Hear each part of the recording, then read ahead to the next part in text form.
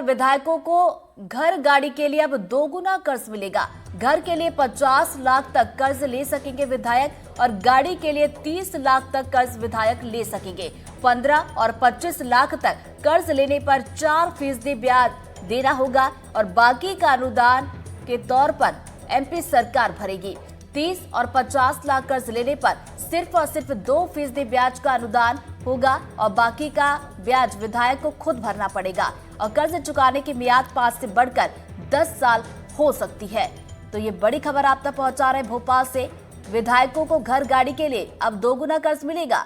बता दें एक बार फिर से आपको कि घर के लिए 50 लाख तक का कर्ज विधायक ले सकेंगे, तो वही गाड़ी के लिए भी देखिए तय कर दिया गया है कि 30 लाख तक कर्ज विधायक ले सकेंगे और 15 और 25 लाख तक कर्ज अगर लेते हैं तो ऐसे में उन्हें 4% ब्याज देना होगा और बाकी के अनुदान के तौर पर एमपी सरकार भरेगी। इसके अलावा देखिए अगर 30 और 50 लाख कर्ज लेते हैं तो ऐसे में सिर्फ और सिर्फ 2% ब्याज अनुदान और बाकी का ब्याज विधायकों को खुद ही भरना होगा। तो देखिए कर्ज चुकाने की जो मियाद की अगर बात की जाए तो मियाद जो है यानी कि समय जो है 5 से बढ़कर 10 साल इसमें हो सकता है।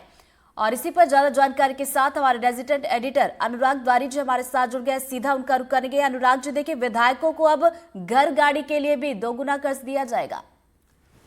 जी बिल्कुल, और विधानसभा की जो सदस्य सुविधा समिति है इसने सरकार को ये प्रस्ताव भेज दिया है जिसमें वित्त विभाग ने कुछ संशोधन कराए थे। अब जो संसदीय कार्य विभाग है इसने भी कुछ संशोधन के साथ फाइल को विधानसभा में भेज दिया है।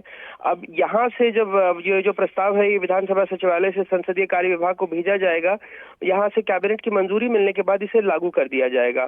दरअसल 3 मार्च को ही इस पर अपनी राय दी थी और जिसके बाद 10 मार्च को विधानसभा को पत्र भेजा है और इसे मुख्यमंत्री कार्यालय ने भी बहुत जरूरी मानते हुए तेजी से आगे बढ़ाया है।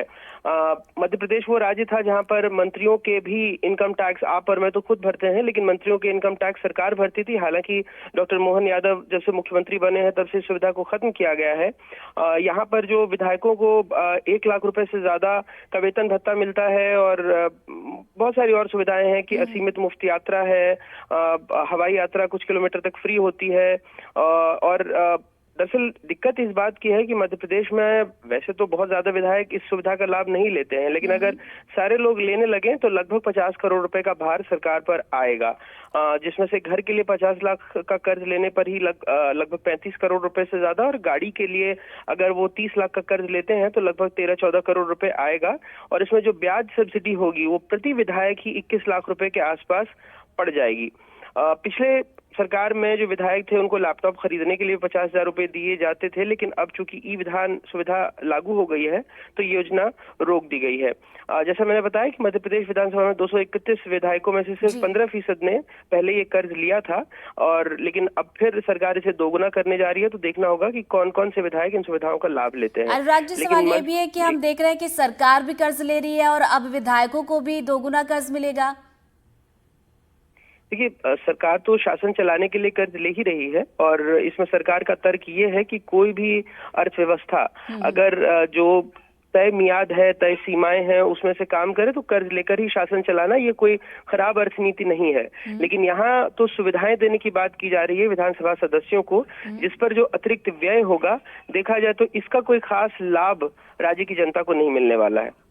चलिए बहुत बहुत शुक्रिया अनुराग जी आपका जानकारी के लिए। तो देखिए विधायकों को घर गाड़ी के लिए दोगुना कर्ज मिलेगा और घर के लिए 50 लाख तक कर्ज विधायक ले सकेंगे। इसके अलावा गाड़ी के लिए भी देखिए 30 लाख तक कर्ज विधायक ले सकेंगे।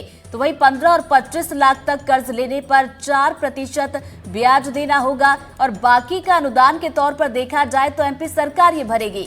इसके अलावा आपको ये भी जानकारी दे दें कि 30 और 50 लाख कर्ज लेने पर सिर्फ और सिर्फ 2% ब्याज अनुदान और बाकी का जो ब्याज है वो विधायक को खुद भरना पड़ेगा। और कर्ज चुकाने की समय की बात की जाए, मियाद की बात की जाए तो 5 से बढ़कर ये 10 साल।